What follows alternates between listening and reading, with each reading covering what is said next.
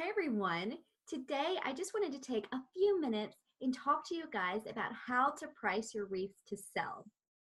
So if someone was coming to me and requested a one-on-one consultation to talk about starting selling wreaths or how to price their wreaths, there are a few questions that I would automatically ask them that would help me to determine how they should price their wreaths. So some of the things that I would ask them would be, where are you planning to sell your wreaths? Are you planning to sell them online, or are you planning to sell them locally or at craft fairs? So where are you selling your wreaths? How long have you been making wreaths? How long have you been selling wreaths? And do you have an Etsy store, a website, or a Facebook page? So all of those things will come into play when determining the price of your wreaths. There are also several other factors that come into play when pricing your wreaths. So the thing that you want to remember is that there is no rule, no set rule for every wreath maker that is going to work every single time. So a lot of what you're going to do is going to be trial and error. What may work for me may not work for you, or what works for you may not work for me. So really, you're going to want to try some things out. Now, some of the things that you want to consider are experience. If you are just starting out, say you've never sold a wreath, or maybe you've sold one or two and you're just starting out, that experience is going to be a factor. You're probably going to want to have maybe a different strategy when you're first starting out than when you've been in business 2, 3, 4, 5, 10 years. Okay, so experience, quality of materials, your market, if you even have a market. If you're first starting out, you may not have a market yet. You may be brand new, and that's great because you're going to build your market.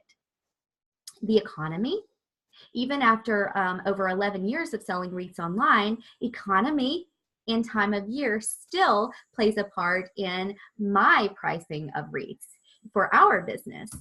So, and also where you're selling. If you plan on selling locally, you're probably going to have a different price point than if you're selling on Etsy or your own website.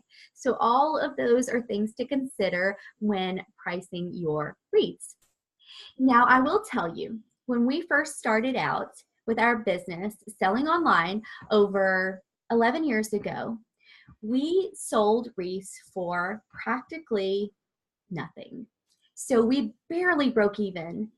And in some cases, we lost money. But that was a tactic that we used that worked very successfully for our business. So basically what we were doing is we were selling things really, really low to start out with so that we could get referrals, recommendations, testimonials, reviews. If you're just starting out in business, you need to keep in mind that those things are like gold. They are so very valuable for your business. So the more of those you get, the more you can leverage your business and gradually increase your prices. And so basically, I would suggest keeping a file of some sort, or a folder. I mean, you could write them down, you can keep them on your computer, whatever. But when somebody writes a testimonial or a review, you need to keep that so that you can use it later. Because something that I learned early on in my business is that stories sell.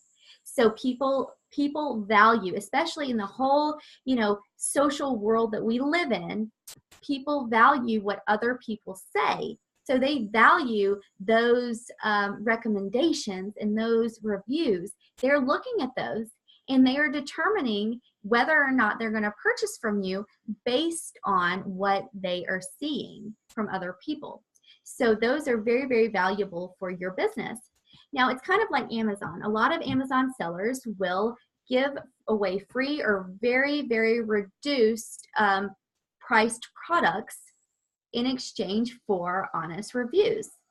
And that's because they know the value. And I'm not suggesting at all that you give away your wreath that you've handmade for free. That's not what I'm saying. But you see the concept of what they're doing. They know the value of those reviews and those testimonials. So they're willing, because they know the value, they're willing to, you know, maybe take a loss on their products because they know that in the end it will actually make them money.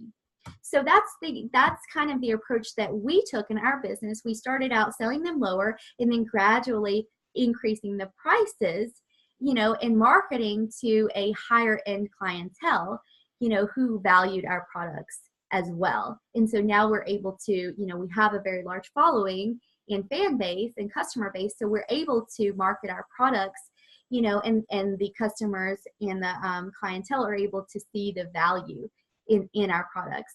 And so once you become established as a seller and once you grow your brand and people recognize your work, they are going to be a lot more willing to pay a higher price, you know, than if you've maybe never sold anything or only sold a few things and people are really iffy about whether or not they should purchase from you because they don't know yet the value of your products. So some people go by the rule, and you know, I think it's good, you know, and you can use this successfully, of either doubling the price of the cost of materials, or B, tripling the price. So especially when you're starting out, you probably wouldn't want to triple them, but you could try doubling the prices and seeing if that works. And you know, you don't want your products to sit there because it's doing you no good if they're just sitting there on the shelf and they're not selling. So you know, I suggest you try something. Maybe try either starting at a lower price point and see, you know, if that can start building your clientele and building your reputation, or you know, you could try doubling the cost of your materials. So with that being said, I suggest you always keep a notebook and pen whenever you're making your products and write down every single cent that goes into making that wreath, because you want to know exactly how much goes into the cost of making the wreath. So always, even now, even today, you know, 11 years later, when I am making a wreath, I keep track of every single cent that goes into that wreath so that I can make sure that when I'm ready to sell it, that, you know, I know exactly how much that it cost to make that wreath, that I know exactly how long it took me to make it, so that I can determine the cost of it. You know, and so now I am able to take my time, you know, value my time, and add that into the equation. Whereas before, when I was just starting out, you know, I wasn't quite able to do that. You know, it's almost like you have to pay your dues. So, you know, starting out, you're probably going to start lower. You know, you're going to build your brand, you're going to build your clientele, and then you're going to work your way up to gradually being able to charge a higher price and consider the time that it takes you and value, you know, the time that it takes you to make that wreath. So I hope this helps you guys. If you have any questions, please feel free to comment or message me, and I will be happy to answer any of those questions that you have. And feel free to check out our website, www.gracemonroehome.com, where we make ordinary front doors extraordinary, and we teach others how to make wreaths and how to sell their wreaths, and we would love to help you. So I hope you guys have a great day, and I will talk to you soon. Bye-bye.